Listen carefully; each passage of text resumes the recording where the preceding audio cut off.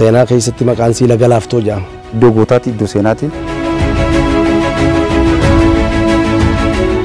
Lafuma dhukkee tana keessa mootummaan nutti taphataa inni itti qoflaa ture. Lafa duraan agabuurraa bulan hojjetanii milkaa'uun abbaan fedheewu akka danda'u amma agarree jirra. Qamadiin dhaabbata kiyya kana taate. Jiruuf jireenya qonnaan bulaa keenya jijjiiruu qofa osoo hin ta'in haala argeedhaafis. Haala zaayyaa fakkaata kunoo bishaan fe'edda gasaatti ayi. Dhagaa irratti biyyee dhoorkaa akkasitti irratti ishaarree achuma irra dhaabne. Kuduraa buqqaafneeti magaalaa geeffanna. Karaa makiinaas nu jira. Nyaataaf kaan gaara hidhuudhaaf akka ta'utti. Hawwaniifis ijoollee dargaggeessaatiifis dargaggeeyyiifis.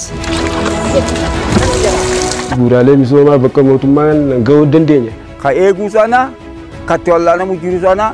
Oromiyaa osoo Itoophiyaaf illee dorgomaan hin tajaajilanii jaalu. Kaapitaala takka tuqaa fillee takka tuqaa shar.